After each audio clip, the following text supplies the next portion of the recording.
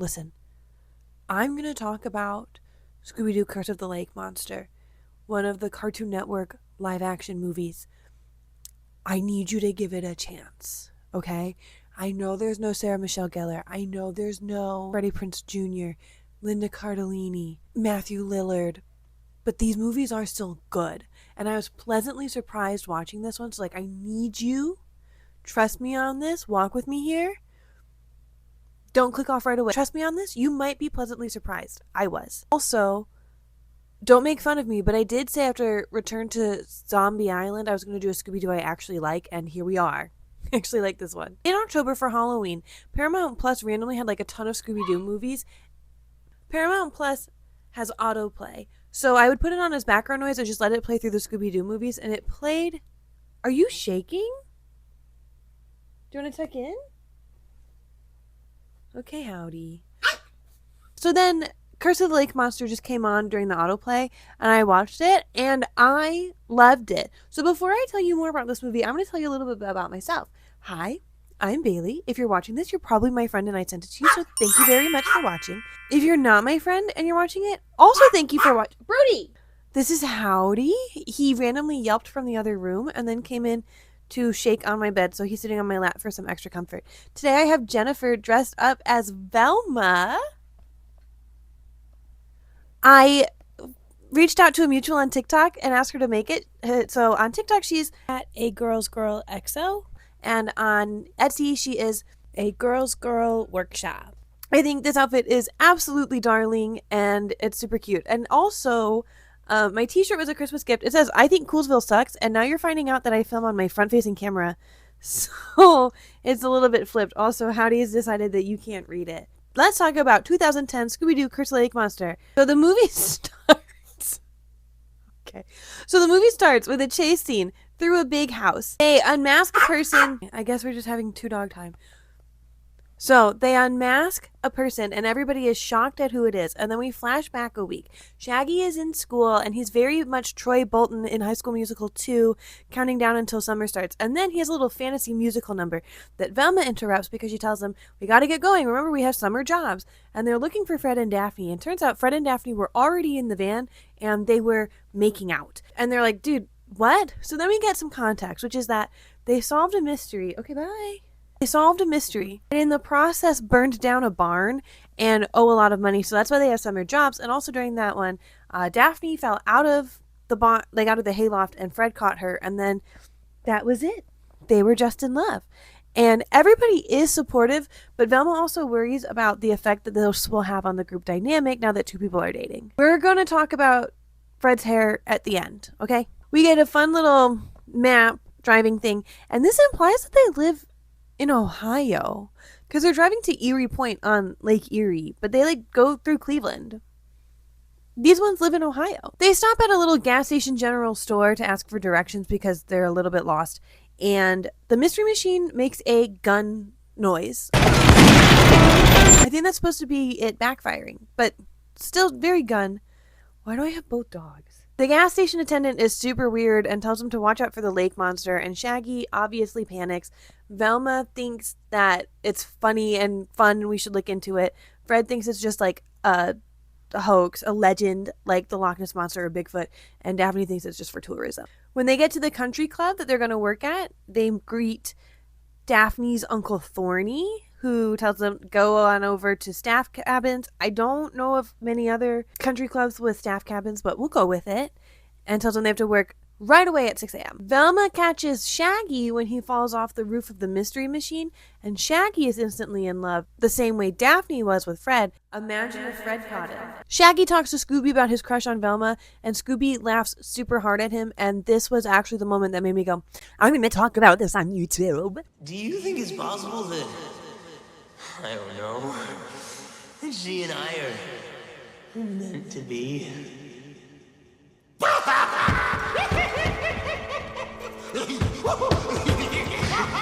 We see them at work the next day. The boys are caddying and the girls are filling salt shakers. And Shaggy asks Fred for advice because he wants tips for wooing Velma. And Fred downplays his relationship with Daphne and says that things are really casual. But then when we see the girls talking, Daphne says it's very serious. and they both think that the other person is on the same page. Also, Shaggy just doesn't understand the advice that Fred gives him. Scooby doesn't have a job at the country club. Velma wants to go to the beach to look at the flora and fauna, and Shaggy agrees to go because Shaggy knows to show interest in her interest. So he goes with her. She's really just not into him, and she info dumps at him and then finds a glowy rock and runs away. Sorry, Shaggy. Also, why did Scooby do this? They get invited to the opening party. There's like a gala kind of thing, but they get invited to the party to celebrate the grand opening of the country club. I think they should probably be working it, but you know what? Fine. It was nice of Uncle Thorny. And, you know, there's a lot of important people here, like a senator he gave a lot of money to. And wouldn't you know it? It's attacked by the frogman. Sorry, the lake monster. Velma wasn't feeling well, so she missed the party and comes right after and is like, I feel like I missed something. And Uncle Thorny is like, oh shit, that frog monster, lake monster. So many people just canceled their memberships, like half the people. Therefore, the gang decides that they're going to solve this mystery so they can still keep their jobs. They go to the lighthouse to talk to the only person who's ever taken a photo of the lake monster, and when nobody opens the door, they split up. Once again, Shaggy tries to hit on Velma. She references like a vaudeville song, Under the Light of the Silvery Moon, and then we get like a dream sequence musical number of Shaggy singing it, and then the rest of the gang joins in, and this was the moment that I knew these people understand Scooby-Doo. When I saw Daphne in that mustache, I knew that they knew. By the light of the silvery moon. Mystery Incorporated is a group of people that match each other's freak.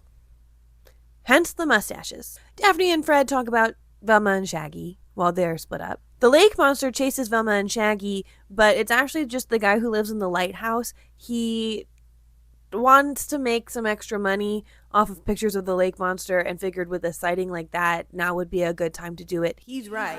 He then tells them the legend of the lake monster, that some settlers encountered a witch named Grubwort living in the caves on Lake Erie. Also, Lake Erie is a real place. I thought it was really it's a fun play on an existing lake by Ohio. But Wanda Grubwort told them to leave or pay the price, and they didn't.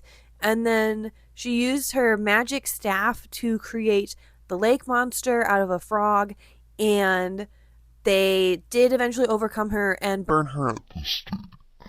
Next day, Daphne sees Fred talking to other girls and gets jealous. Shaggy once again asks for advice, this time from Fred and Daphne, and he's trying not to make it be about him. It's really annoying, but they are nice to him about it. Velma interrupts to say that she was going through the security footage and found 2 pranksters, a witch and a frog, and when they're zooming in on the witch, because she does like turn and face the camera, they're trying to see who it is and like zoom in and clarify it. When Velma accidentally spills her tea on the motherboard and fries it, and they're not gonna be able to see it now.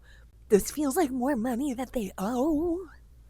It's never acknowledged. She's super depressed about making that mistake, so everybody hypes her up, but especially Shaggy, and Fred and Daphne give Shaggy more advice. Shaggy's the one who let slip to Daphne that Fred thinks is casual, and she gets super pissed. Shaggy is role-playing asking out Velma with Scooby, and then Scooby's like, dude, I don't care about this. Let's go get a midnight snack, and we get to see a perfect big sandwich. Hell yeah, big sandwich. Daphne goes and plays tennis with other boys to make Fred jealous. They run into the lake monster, and we have a chase scene. We actually have like 2 back-to-back. So first, they split up. First, it chases Shaggy, and Scooby rescues him with like an ATV, and at the end of the chase, once they get rid of the monster, he finds another moonstone and he picks it up to give it to Velma. Fred and Daphne went the other way, so they hide for a little bit and talk about like, what, are you jealous? They kind of argue, and then the lake monster shows up and they fight it, and Fred is like ready to throw hands with that frog man.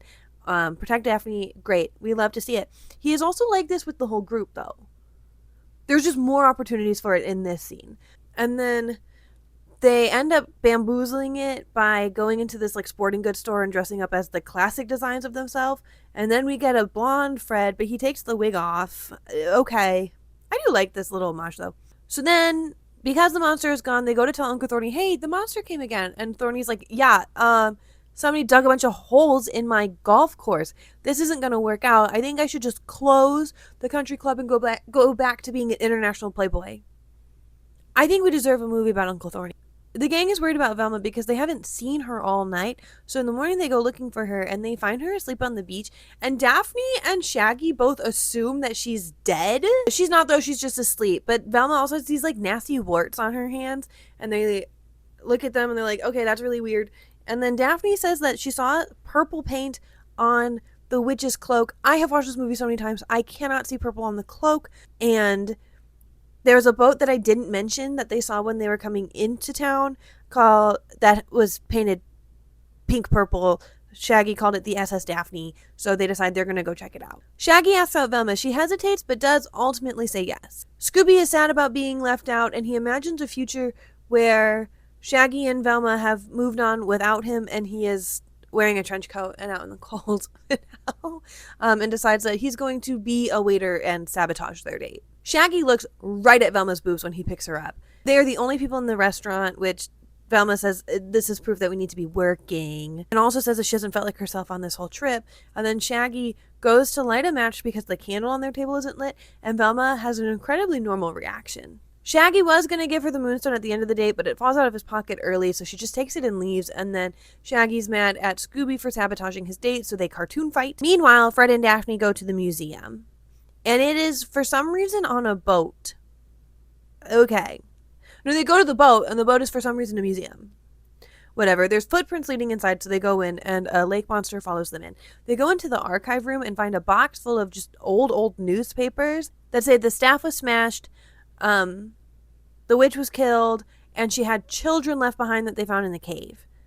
This is not a good place to store paper documents like that. But they think maybe the person in the witch costume is one of Mugwort's... Mugwort? Yeah, maybe it's one of Wanda's descendants and they're trying to get revenge. And then the frogman, the lake monster, locks the door and turns up a dial on something, I don't know, boats. And the room that they're in floods with water. So those records are gone. This is more property damage. Fred and Daphne are fighting while it fills up with water, and then they break up, and then Fred breaks through the window, the water goes out so they can get out. Scooby is splitting his room with Shaggy and okay, here's the thing. Scooby is mostly just like a funny thing to look at in this one. So Fred and Daphne come in and tell Shaggy that they broke up, and Shaggy's like, actually, why are you wet? So they explain about the newspapers that they found. So then they start looking for Grubwort, not Mugwort. So they start looking for Grubworts in the phone book and realize that the general store they went to earlier, Troberg, is Grubwort backwards, and those are probably her descendants. So they go visit Troberg's house. They fight about splitting up, so they just go in all together, and we see the cloaked figure, the witch, putting the staff together, and then we get a classic Scooby-Doo hallway chase scene, and hey look, we're at the beginning again. It's Velma under the hood. She was possessed by the witch. She beats up the gang and then uses magic to escape. Everybody is very upset. The lady from the gas station that we saw earlier, Troberg, comes down and explains the witch part of it all. Explains that she's possessed by the witch and remade the staff. She thinks the first rock possessed her to find the rest, and that she's probably out for revenge and hiding in the caves. But lucky for everybody, she rents scuba gear. I don't think that's a thriving industry on Lake Erie, but okay. And so they scuba dive and go into the caves. Fred is for some reason shirtless. Velma makes more lake monsters and sends them after the gang. They chase Fred, Daphne, Scooby. Shaggy stays behind and tries to reason with Velma inside of the witch. Fred is shirtless during the chase. They end up in a dead end, and Fred and Daphne apologize to each other, and he still doesn't put on a shirt. Shaggy tries to appeal to Velma inside the witch by complimenting her. Also, this happens during their conversation. At least now I can finally say I've been picked up by a girl. Shaggy starts singing By the Light of the Silvery Moon, and it works because then Velma starts singing it and she can fight off the witch. Duffer Brothers, you're not creative with running up that hill. This movie came out in 2010. Velma breaks the staff. The witch's ghost leaves her body and then picks up the staff itself. Or picks up the part that has the stones in it, but then Scooby-Doo runs in and breaks it. The ghost disappears and the lake monsters turn back into frogs. Shaggy and Velma kind of have a moment and then they kiss and realize, I'm not into you like that. Everybody agrees to just be friends. Fred is still shirtless. Uncle Thorny thanks them for solving the mystery and gives them $10,000 as a reward, which helps them pay off what they owe. and also says he set up a meeting with his lawyer to help them incorporate so that they are not found liable for damages anymore. And they're like, let's go buy Mystery Inc. Scooby falls off a balcony and Shaggy catches him. I don't like the implications of this. And then we get another musical number. They sing a song that goes, I can be scared with you. And we have a little montage of them solving like the classic Scooby-Doo, Where Are You mysteries. The song goes from like hippie 60s, switches to disco, and then rap. I don't know why. When they do rap, everybody is... Shaggy dresses up as Scooby. Daphne is dressed as Velma. Velma is dressed as Daphne. Fred is dressed as Blonde Fred. And then Scooby-Doo comes in wearing a jersey. Okay. Scooby says Scooby-Dooby-Doo, and the movie is over. We're going to talk about this movie a little bit now. I think that song, I Can Be Scared With You, is like the perfect note to end the whole thing on, because it is like oddly intimate and a very personal thing to say to somebody. Fear is an emotion that we hide, but they are comfortable being scared around each other. There's a line, I can be alone with you. Like, that is what introverts dream of saying to another person. So I've heard. As an extrovert, I think that would be an insulting thing. Like, that would be incredibly damaging. You feel alone with me. Oh God, what am I doing wrong? But I really do genuinely like the song. This movie, I really do believe, was made by somebody who loves Scooby-Doo. First of all, everybody dressed up as classic monsters is perfect. It's knowledge. It's a little, I think those are the easier ones to reach for. Scooby-Doo Monsters Unleashed did it too, but it's not that they're real, it's the costumes. You could even say that this is a prequel to that. They have the dynamic right. They are a group of people who match each other's freaks. They have different reactions to stuff, but they do still hear each other out and support their interests. I hate when they make it seem like they don't know each other. I think Shaggy would watch a football game with Fred, and Fred would make sure that there's good snacks for Shaggy. I think there is give and take that they often don't include. I do think Shaggy asks for advice about Velma too many times, and it does start to drag. That's like the only real criticism I have of this. But I think it's because they couldn't give Velma her own plot, because that would be like spoilers. They're trying to build a mystery around that. And Scooby is mostly just a funny thing that's over here and not so much carrying the plot. He does save the day, but I think it's probably has to do with like budget for having a CGI dog like that you probably could have made this movie without Scooby-Doo. So between not really giving Scooby anything of his own to do and hiding Velma, we ended up with just like Fred and Daphne fight again. Shaggy pines and asks for advice again, and it does start to feel a little bit repetitive. But also, like, this is for kids, so how mad can I, actually get? I'm fine with Velma and Shaggy having, a little interest thing that ends up with, we're actually not interested in each other. Daphne and Fred did the same thing, and I think that would have less complaints from people because there are people who actually ship them. That was the first thing I ever shipped as a kid before I understood the concept of shipping. But ultimately, Velma is a lesbian. That's my opinion. A lot of people agree with me. So her dating Shaggy doesn't really work. I understand the polycule shippers. I just feel like it doesn't work for me because then I have to imagine Velma dating Fred or Shaggy, because that's the whole point of a polycule, and that just doesn't work to me. She's gay. Velma and Daphne make a lot of sense. Fred and Shaggy make a lot of sense. Fred and Daphne make a lot of sense. Daphne and Shaggy is a wild card, but I see it. I watched 13 Ghosts of Scooby-Doo. Velma with anybody other than Daphne or Hot Dog Water doesn't make any sense to me. Okay, so now as far as the looks, I don't know why I don't know why Fred is blonde. He has the right energy. I do think this is a great Fred. I don't know why he's not blonde. I think Daphne looks like Bryce Dallas Howard. She's great. The Shaggy kid is great too. Haley Kiyoko as Velma. I love her little wispy bob. It can't always be a chunky bob. And because there's always if we're gonna do another Scooby-Doo, we have to bring it into the modern era. So I think her bob really does work for making it 2010. Also, Haley Kiyoko, lesbian. I think there's good small choices for characterization. They have a work uniform, but Shaggy wears a bucket hat, Fred wears a cap. Tucked in shirt with a belt versus untucked. Velma wears shorts, Daphne wears a skirt. There's small things that they can do, and that, to me, shows that they really understand these characters.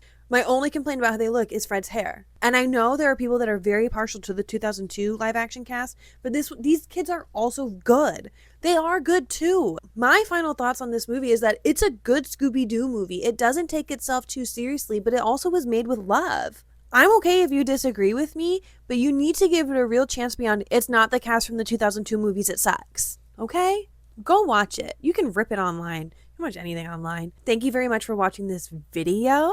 You can follow me on TikTok at BLYHDGN.